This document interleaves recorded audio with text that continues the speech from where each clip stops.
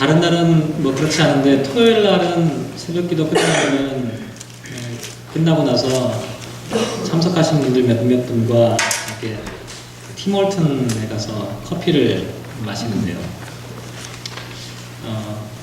어제 토요일 새벽기도 끝난 후에도 팀홀튼에 가서 커피를 함께 마셨는데요.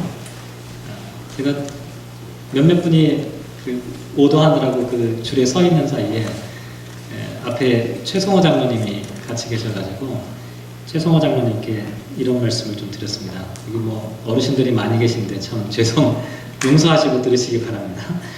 뭐라고 말씀드렸냐면, 장로님 요즘 제가 나이를 조금 먹나 봐요. 죄송합니다. 하여간 그런 말씀을 한번 드렸어요.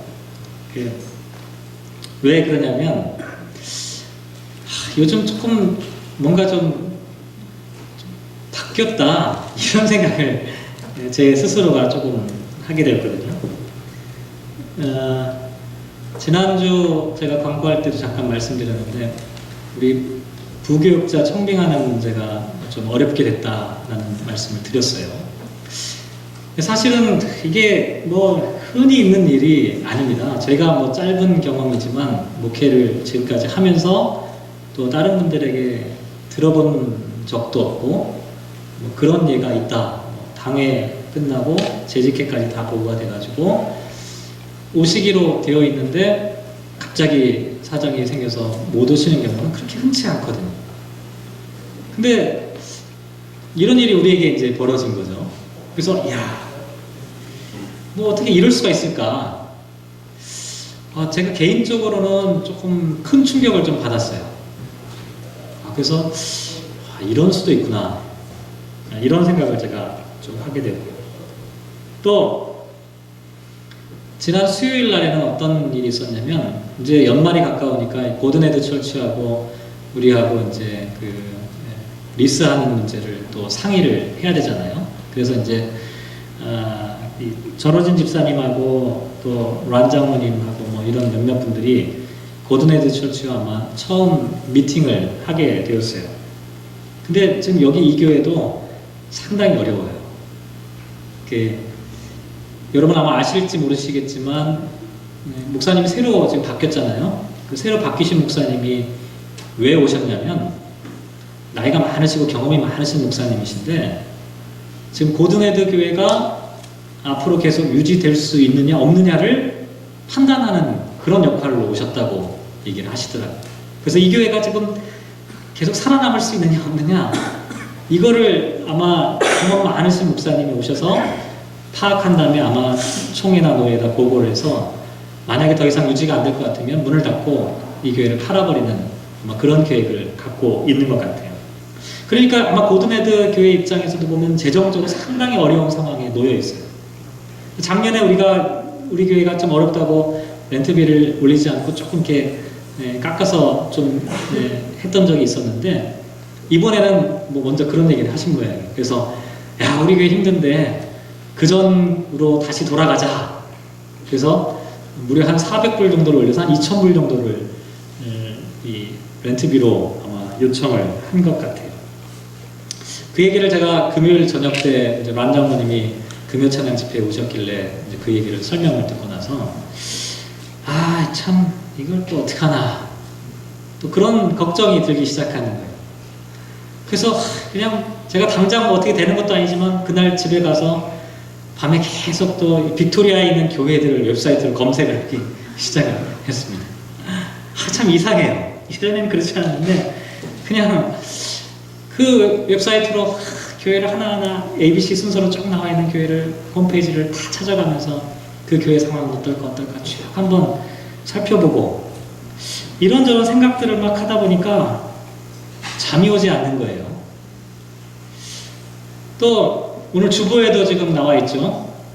다음 주에 우리가 항종 직분자 선거를 한다고 말씀을 드렸는데, 이것도 사실은 뭐 오래전부터 당에서 함께 논의했던 이야기인데 참 마음에 부담이 되고 신경이 쓰이는 일이에요. 왜냐하면 교회 안에서 선거를 한번 하는 게 이게 쉬운 일은 아니거든요.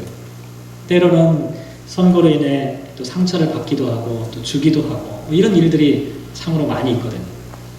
근데 교회가 나아가야 될 방향이나 이런 것들을 생각해 보면 또 선거를 이번에 꼭 해야 되고, 그래서 이런 거 저런 거 생각하다 보니까 참 예전 같으면 아무리 어려운 일이 있어도 밤에 그냥 누우면 제 아내가 잘 아는 한 5초를 못 넘기고 그냥 자버리거든요. 근데 그냥 누워도 말똥말똥해지고 그냥 생각이 이런저런 생각들이 머릿속을 뱅뱅뱅 도는, 제가 아무리 의지로 이렇게 괜찮아 이렇게 생각해도 그냥 몸이 그냥 그런 반응들을 먼저 하고 있더라고요. 이렇게 몸과 마음이 편치 못한데 지난 월요일에 제가 또 성격이 좀 급해요. 이 성격 급한 걸 어떻게 고칠 수 있을지 잘 모르겠는데, 제가 이제 주일날 끝나고 이제 월요일날 딱 되잖아요. 그러면 월요일날 아침에 제일 먼저 일어나서 제가 하는 게 뭐냐면 다음 주 성경 본문을 찾아보는 일을 먼저 하게 돼요. 이게 참 병이에요. 그 월요일날은 좀 그 설교 끝난 다음에 좀 이렇게 좀 비워내는 시간이 필요한데, 월요일 아침에 일어나자마자 그냥 제일 먼저 드는 생각이 뭐냐면 다음 주 설교 본문이 뭘까를 찾아보는 일이에요. 찾아보니까 오늘 본문이 3군데가 다 나온 거예요. 그래서 제가 그거를 딱 보자마자 설교 제목을 뭐라고 정했냐면, 오늘 본문에 오늘 주보에 나와 있지만 설교 제목을 행복한 사람들이라고 딱 정해버려요. 딱 보는 순간에 그냥 이건 행복한 사람들에 대한 이야기다는 게 막 딱 온 거예요. 그래서 그냥 설교 본문과 제목을 딱 정해버렸어요.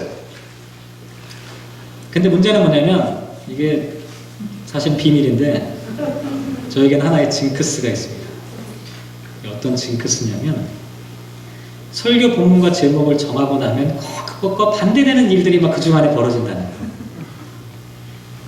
예를 들면 제가 가정의 평화를 위해서 설교하려고 참 마음 먹잖아요. 그 한 주간에는 가정의 평화가 없어요. 그 참 묘한 일이에요. 제가 그 한 주간 동안 그래 특별히 내가 가정의 평화를 위해서 설교해야지 하면은 막 싸울 일이 생기는 거예요. 한 주간 내가 온유한 마음에 대해서 설교해야겠다.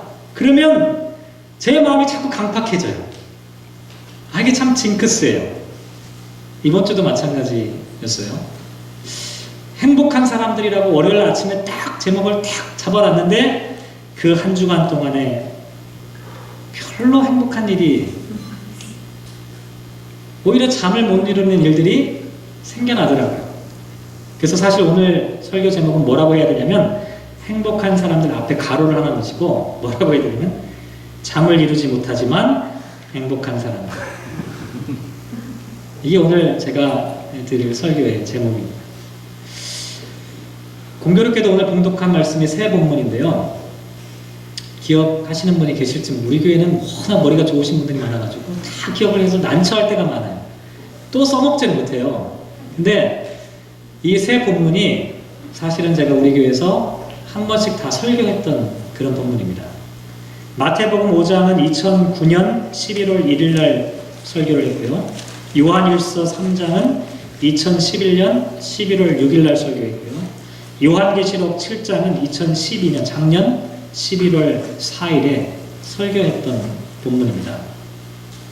제가 오늘 이 설교를 준비하면서 한 주간 동안 이 새 본문을 다시 한번 묵상하며 생각해 봤는데, 새 본문 말씀 그 자체에 대한 깊은 이야기보다는 사실은 새 본문 말씀이 갖고 있는 아주 묘한 공통점이 있더라고요. 새 본문에서 말하고 있는 행복한 사람들에 대한 이야기를 오늘 말씀을 통해서 한번 같이 생각을 해보려고 합니다. 우선 마태복음 5장 말씀을 한번 보시면, 이 말씀은 너무 유명한 말씀이라 제가 사족을 달기가 참 어려운데, 우리가 마태복음 5장부터 7장까지를 보통 산상수훈이다 이렇게 보통 알고 있죠. 산상수훈. 왜 산상수훈인지 다 아시죠? 1절에 있는 것처럼 산에 올라가서 말씀하셨기 때문에 산상수훈이에요. 누가복음에 똑같은 말씀이 나오는데 그거는 평지에서 하셨어요. 그래서 뭐라고 얘기하냐면 평지설교다 이렇게 얘기를 합니다. 산에서 하셨으니까 산상설교고, 평평한 땅에서 하면 평지설교가 되는데, 어쨌든 예수님의 이 주옥 같은 산상 설교를 듣기 위해서 누가 모였냐면, 누가 그 말씀을 들었냐면 1절을 다시 보면 어떻게 돼 있어요? 예수께서 무리를 보시고 산에 올라가 앉으시니 제자들이 나온지라, 이렇게 되어 있어요. 이 주옥 같은 말씀을 누가 들었어요? 제자들이. 근데 사실은 제자들만 들은 건 아니에요. 1절 바로 앞에 뭐라고 되어 있어요? 예수께서 무리를 부셨다, 이렇게 나와 있거든요. 그러니까 아마도 제가 볼 때는요, 이 앞에 1등석에는 제자들이 좀 있었고 그 뒤에 아마 많은 무리들이 아마 모여 있었던 것 같아요. 왜냐하면 산상수훈이 끝나는 곳이 어디냐면 7장 28절이거든요. 거기를 보면 뭐라고 나와 있냐면 무리들이 그의 가르침에 놀랐다 하는 말씀이 나와 있어요. 그러니까 예수님께서 설교하는 내용을 뒤에서 잘 듣고 있던 그 사람들이 그 설교를 듣고 깜짝 놀라요. 우와, 진짜 이 말씀 대단하다. 많은 사람들이 그 이야기를 들었다는 거예요. 그런데 여기에 등장하는 무리들이 과연 어떤 사람들인지 한번 생각해 볼 필요가 있어요. 바로 앞에 5장, 바로 앞에 4장 24절 말씀 보시면 한번 같이 읽어볼까요? 4장 24절 말씀 같이 한번 읽어보겠습니다. 시작.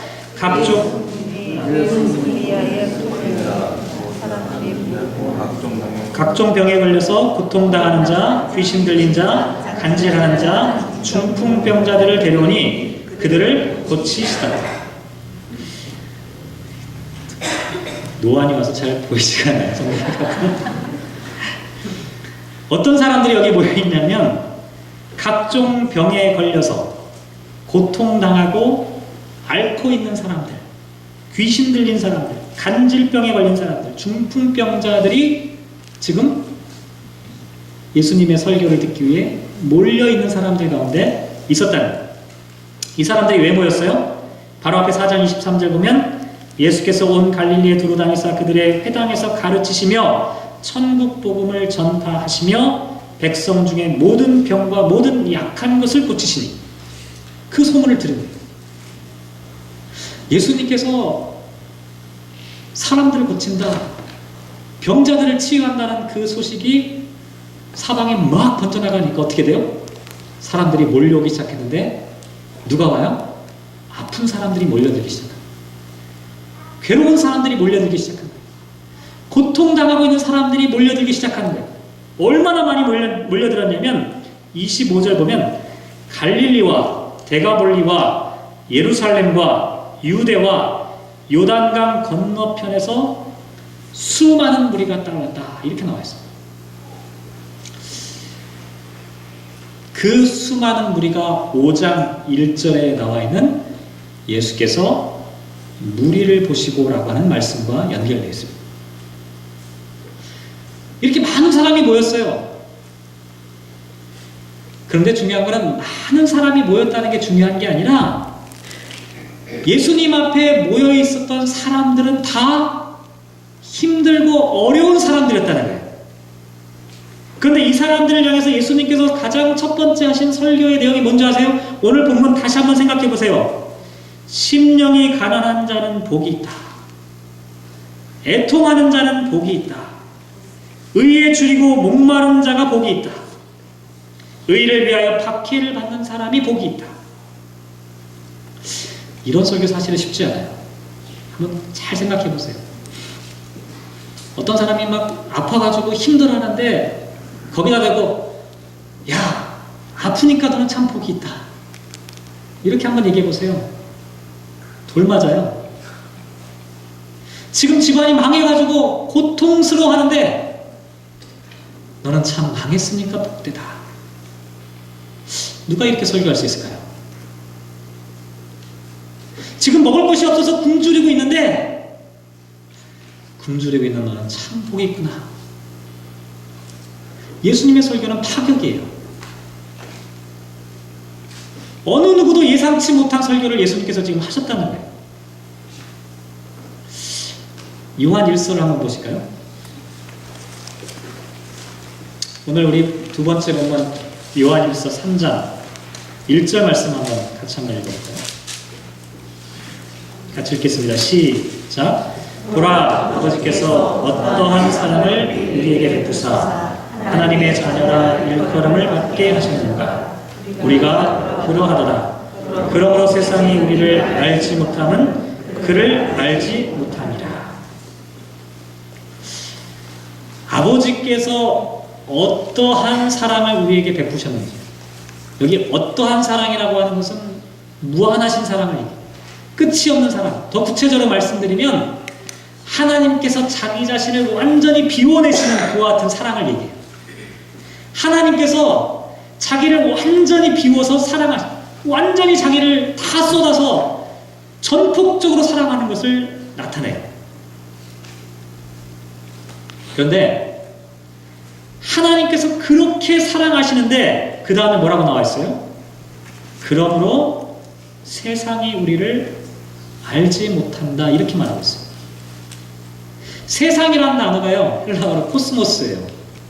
온 우주를 얘기하는 거예요. 그냥 평범한 세상이 아니라 온 우주가 알지 못한다. 당신을 알지 못한다는 거예요. 여기 안다라고 하는 이 단어는요, 경험적으로, 체험적으로, 지식적으로 여러 가지 다 종합적으로 다 얘기해요. 다시 말씀드리면 세상으로부터 무시당한다는 얘기예요. 세상으로부터 제외되어 있다는 그런 의미를 갖고 있어요. 참 묘하죠? 제가 이 본문을 한번 거꾸로 한번 읽어볼게요. 세상으로부터 인정받지 못하는 사람이 있어요. 소외된 사람이 한 명 있어요. 알아주지 않는 사람이 한 명 있어요. 근데 그 사람을 향해서 내가 너를 얼마나 사랑하는지 아냐. 지금 이렇게 설교하고 있는 거예요. 세상 사람들은 다 무시하고 비웃는 사람이 있는데 그 사람을 향해서 사도 요한이 뭐라고 말씀하시냐면 하나님이 너를 얼마나 사랑하는지 아냐. 하나님이 자신을 완전히 비워서 전폭적으로 너를 사랑하고 있다는 사실을 아느냐. 이렇게 설교를 하고 있어요. 참 이상하지 않나요? 어떤 사람이 막 성공했어요. 아주 유명한 사람이 됐어요. 우와, 당신 진짜 하나님이 당신을 사랑하는구나. 이게 설교가 되잖아요. 말이 되잖아요. 근데 세상으로부터 외면당하고 있는 그 사람을 향하여 당신 진짜 하나님의 사랑을 받고 있는 줄 아십니까? 이렇게 얘기하고 있잖아요. 2절도 마찬가지예요. 2절도 같이 한번 읽어볼까요? 2절 시작. 사랑하는 자들아, 우리가 지금은 하나님의 자녀라. 장래에 어떻게 될지는 아직 나타나지 아니하였으나 그가 나타나시면 우리가 그와 같을 줄을 아는 것은 그의 참모습 그대로 볼 것이기 때문이니. 2절 말씀도 한번 똑같이 한번 읽어보세요. 사랑하는 자들아, 이렇게 말씀하고 있어요. 우리가 지금은 하나님의 자녀라. 장래에 어떻게 될지는 아직 나타나지 아니하였다. 하나님의 사랑을 받고 하나님의 자녀인데 이 사람들이 지금 어떤 모습으로 나타났어요? 장래에 어떻게 될지 아직 나타나지 않았다. 이게 무슨 얘기일까요? 장래가 불확실하다는 얘기예요. 미래가 불투명하다는 얘기입니다. 우리는 보통 이렇게 생각해요. 하나님의 자녀가 되면, 하나님의 사랑받으면 미래가 확실해지고 미래에 대한 비전을 갖게 되고 확고한 장래에 대한 설계를 할 수 있다라고 보통 우리가 생각하잖아요. 근데 오늘 말씀 한번 잘 생각해 보세요. 요한 1서의 말씀에 비추어서 생각해 보면 그렇지 않다는 거예요. 우리가 미래가 없어요. 장래가 불투명해요. 그런데 하나님께서 뭐라고 말씀하시냐면 하나님께서 사랑하는 사람이고 하나님의 자녀가 되었다, 이렇게 말씀하고 있다. 저는 이 말씀 묵상하면서 참 이상하다는 생각을 많이 했어요. 내가 과연 그렇게 설교할 수 있을까? 청년들이 있는데요, 미래가 암울해요. 미래가 어떻게 될지 몰라요. 그런데 그 청년들에게 하나님의 사랑이, 야, 너희들 미래가 불투명하지? 하나님이 너희를 진짜 사랑하기 때문이야. 이렇게 말할 수 있을까요? 왜 이렇게 말씀하십니까? 요한계시록 말씀도 한번 생각해 보도록 하겠습니다. 요한계시록 7장.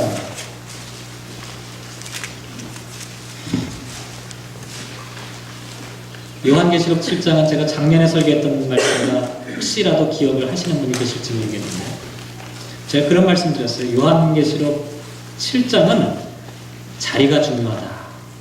네? 어떤 자리냐면 6장과 8장 사이에 7장이 있어요. 기가 막히죠? 6장과 8장 사이에 7장이 있어요. 이게 자리가 진짜 중요한데 왜 그러냐면 내용을 보면 기가 막힌 내용입니다. 6장까지 어떤 내용이 나와 있냐면, 다 말씀드리긴 어렵지만 6장까지 어떤 내용이냐면 하나님께서 마지막 심판 때에 심판의 인을 떼는 이야기가 쭉, 6번째 인을 떼는 이야기가 쭉 6장까지 기록되어 있어요. 막 인을 막 떼요. 인을 뗄 때마다 어떤 일이 벌어지냐면 전쟁이 벌어지고 기근과 막 사망과 순교와 지진, 뭐 이런 수많은 막 재앙들이 세계 도처에 막 일어나요. 그리고 나서 마지막 7번째 인을 확 떼면 이제 끝나잖아요.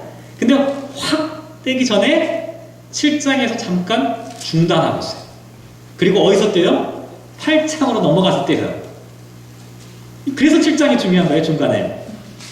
왜 그냥 7번째 인을 확 띄지 않고 중간에 잠깐 기다리냐면 6장 17절에 나오는 말씀 때문에 그런데요. 6장 17절, 6장 맨 마지막 절인데요. 같이 한번 읽어볼까요? 시작. 그들의 진노의 큰 날이 이르렀으니 누가 능히 서리요 하더라. 이 질문 때문에 그래요. 다시 말씀드리면 마지막 심판의 인을 막 떼는 순간에 조금 전에 말씀드린 대로 막 지진이 일어나고 전쟁이 일어나고 사망과 순교와 여러 가지 막 재앙들이 마구 일어나게 되는 거예요. 그러니까 그때 그 이야기를 들었던 사람들이 뭐라고 생각하냐면, 아니 그러면 그와 같은 상황 가운데 누가 살아남을 수 있겠습니까? 라고 하는 질문을 하는 거예요. 그렇게 심각한 일들이 막 벌어진다면 도대체 우리가 어떻게 살아요? 그렇게 물어보니까 7장에 거기에 대한 대답을 합니다. 누가 살아요? 7장 1절부터 10절까지 쭉 나와 있는 말씀을 보면 누가 살아남습니까? 14만 4천 명이 살아남는다는 얘기를 하고 있는 거예요. 6번째 일을 뗄 때까지 막 수많은 사건들이 벌어지니까 아무도 살아남지 못할 줄 알았는데 14만 4천 명이 살아납니다. 여기 나와 있는 14만 4천이라는 말씀 잘 기억하셔야 되는데, 14만 4천 명이라고 하는 것은요 14만 4천 명 밖에 되지 않는다는 얘기가 아니에요. 14만 4천이라고 하는 이 숫자가 제한적인 숫자가 아니라는 거예요. 14만 4천이라고 하는 그 숫자의 구성 자체가 어떤 의미를 갖고 있냐면, 하나님께서 구원하시기로 작정한 사람은 충분하게도 완전하게도 모두 다 구원할 수 있다라고 하는 의미가 14만 4천 가운데 담겨있는 숫자의 비밀이에요. 이걸 잘못 이해하면 여러분 14만 4천에 들어가려면 이렇게 해야 됩니다. 지금 사람이 거의 다 찼습니다. 급하니까 서둘러. 이거 다 가짜들이에요. 14만 4천이라고 하는 이 숫자의 의미는 하나님이 창조전부터 섭리하신 하나님께서 구원하시기로 작정한 하나님의 백성들은 한 사람도 예외 없이 완전하고도 충분하게 모두 구원할 수 있다라고 하는 그런 의미가 14만 4천 가운데 담겨있다. 다시 말씀드리면 누가 이 환난 가운데 살아남을 수 있겠습니까? 라고 물어보자 요한이 14만 4천 명, 하나님께서 작정하신 모든 백성들이 남김없이 구원받는다라고 하는 이야기를 해주고 있다는 것이죠. 그러면서 그 14만 4천을 또 어떻게 풀어서 설명하냐면 9절 한번 보세요. 9절 같이 한번 읽어볼까요? 7장 9절입니다. 시작. 이일 후에 내가 보니 각 나라와 족속과 백성과 방언에서 아무도 능히 셀 수 없는 큰 무리가 나와 흰옷을 입고 손에 종려 가지를 들고 보좌 앞과 어린 양 앞에 서 있어. 14만 4천을 다시 풀어서 설명한 게 9절이에요. 숫자적으로 보면 14만 4천인데 내용적으로 보면 뭐예요? 각 나라와 족속과 백성과 방언에서 능히 아무도 셀 수 없는 큰 무리. 이 사람들이 어떤 모습으로 흰옷을 입고 손에 종려가지를 들고 하나님 앞에 서 있다. 흰옷을 입고 종려가지를 들었다는 얘기는 뭐예요? 순교를 의미하고 승리를 상징하잖아요. 엄청나게 많은 사람들이 쏟아져 나오는데 이 사람들이 모두 하나님 앞에 신앙의 절개를 지켰던 그 사람들이 승리의 종려나무 가지를 들고 있다라고 하는 모습을 지금 보여주는 거예요. 그리고 이 사람들이 지금 무엇을 하고 있어요? 10절 말씀에 보면 큰 소리로 외쳐 이르되 구원하심이 보좌에 앉으신 우리 하나님과 어린 양에게 있다. 이 찬양을 지금 하고 있는 거예요. 이게 선포하는 거예요. 구원하심이 다른 데 있는 것이 아니라 우리 하나님과 어린 양의 보좌 가운데 하나님의 그 구원하심이 있다는 것을 선포하는 거예요. 근데 중요한 건 바로 그 다음에 나오는 말씀입니다. 14절 한번 보시죠. 14절 같이 읽겠습니다. 시작. 내가 말하기를 내 주여 당신이 아시나이다 하니 그가 나에게 이르되 이는 큰 환란에서 나오는 자들인데 어린 양의 피에 그 옷을 씻어 희게 하였느니라. 이 말씀이 중요한 말씀인데요. 14만 4천 명 종려나무 가지를 들고 흰 옷을 입고 막 영광스러운 모습으로 보여지고 있는 이 사람들의 실제 모습은 어떤 상태냐면 큰 환난 가운데 있는 사람들이다. 이렇게 이야기를 하고 있다는 것이죠. 다시 말씀드리면 이런 거예요. 어떤 사람이 환난을 당하고 있어요. 괴로움을 당하고 있어요. 보통 우리는 그렇게 생각합니다. 나는 하나님이 나를 버리셨나 보다. 나에게 이렇게 어려운 일이 왜 닥치는 걸까라고 하나님이 나에 대해서 기대가 없으신가 보다 이렇게 생각하기 쉬운데 오늘 요한계시록 7장에 있는 이 말씀을 다시 읽어보면 큰 환난 가운데 있는 이 사람들에게 오히려 네가 괴로운 상태에 있는 사람이 아니라 하나님께서 기억하시는 사람이고 14만 4천 명이고 흰옷을 입고 종려나무 가지를 들고 하나님 앞에 영광의 찬송을 부르는 바로 그 사람이 너다. 이렇게 이야기를 하고 있다. 이게 오늘 새 본문입니다. 여러분 어떤 공통점을 발견하셨나요?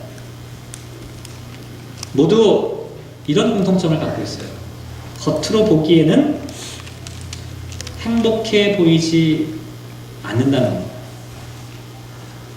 것. 겉으로 보기에는 오히려 불행해 보입니다. 그런데 겉으로 보면 전혀 행복할 것 같지 않은 그 사람들에게 너는 진짜 행복한 사람이다 이렇게 얘기를 하고 있다는 거예요. 마태복음에서 예수님의 말씀을 듣기 위해 찾아온 그 병자들을 향해서 굶주리고 있는 사람들을 향해서 고통받고 있는 사람들에게 슬퍼하는 사람들에게 요한일서에서 세상으로부터 외면당한 사람들에게 무시당한 사람들에게 미래가 불투명한 사람들에게 요한계시록에서 큰 환난 가운데 고통당하고 있는 그 사람들에게 여러분들이야말로 참으로 행복한 사람들이다 라고 하는 역설적인 설교를 하고 있다. 왜 그러냐면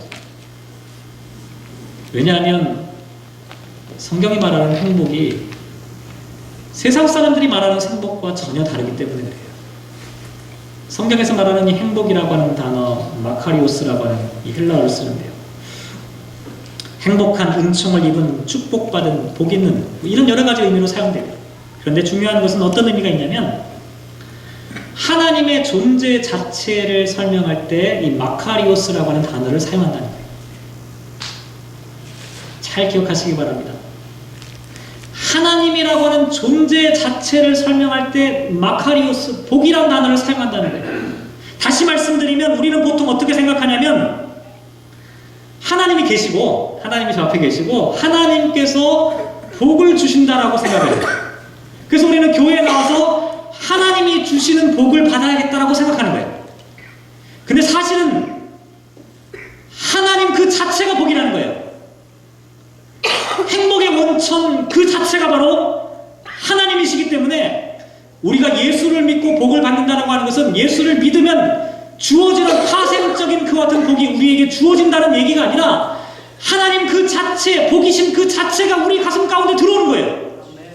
저와 여러분의 마음과 심령 가운데 복 자체이신 하나님과 예수 그리스도의 사건이 저희들 가운데 들어오게 된다는 거예요. 성경이 말하는 복이라고 하는 것은 바로 이와 같은 의미입니다.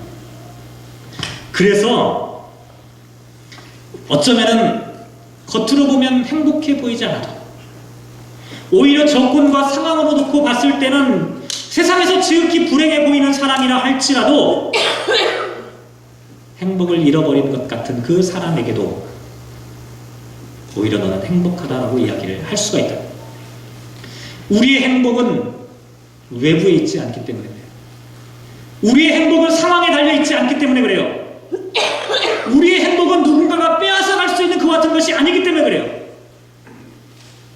우리의 행복은 우리 존재 안에 계시는 그 하나님, 그 자체가 바로 행복이기 때문이라는 거죠. 그런 의미에서 오늘 본문 말씀은 새롭게 재해석해서 한번 읽을 필요가 있어요.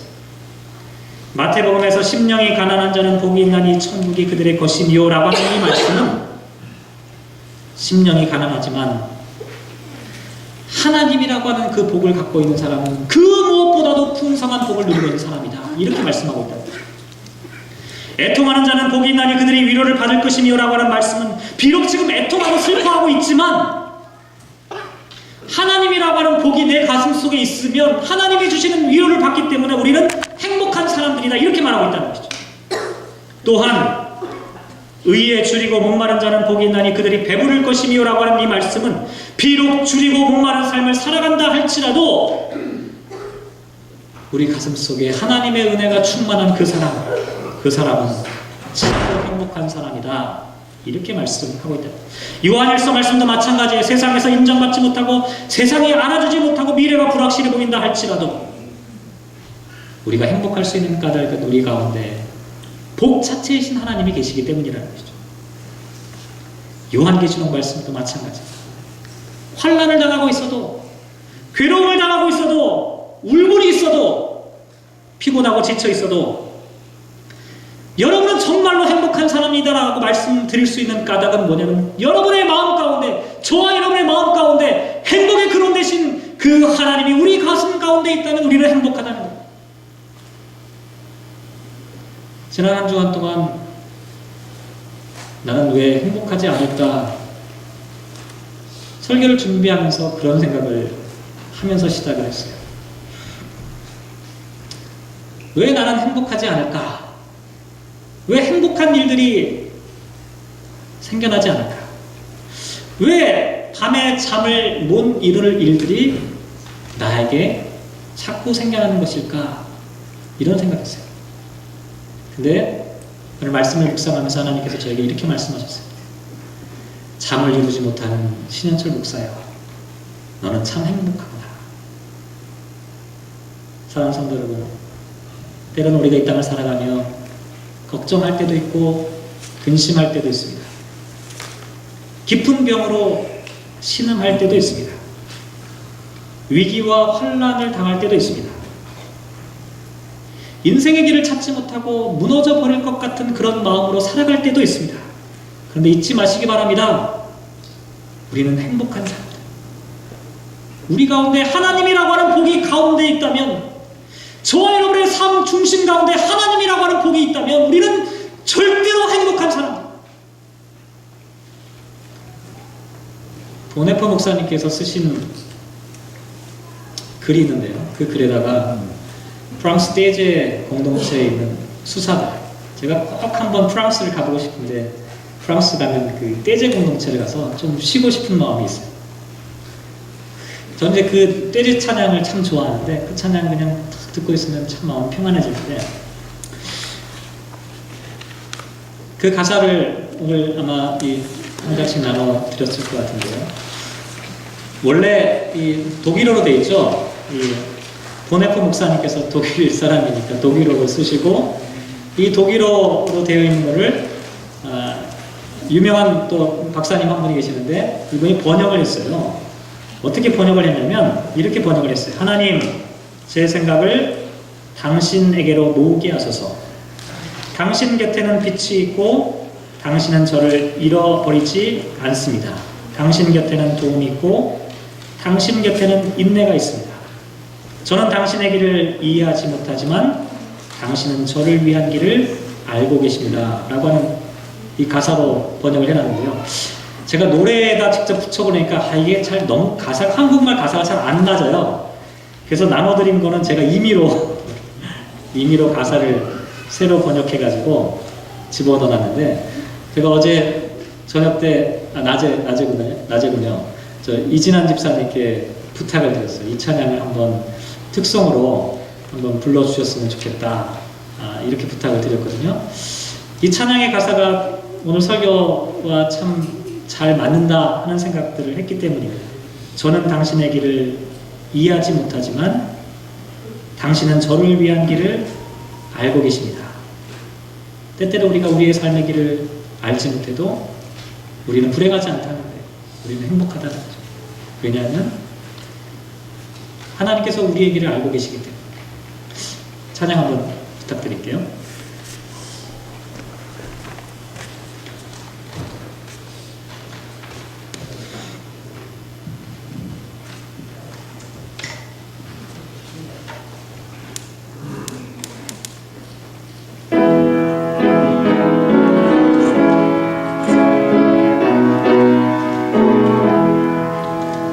나의 마음을 당신께 이끌소서.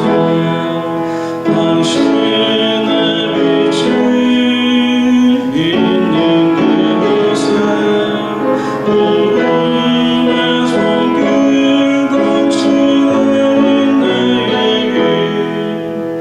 나는 그 길 알지 못해도 나의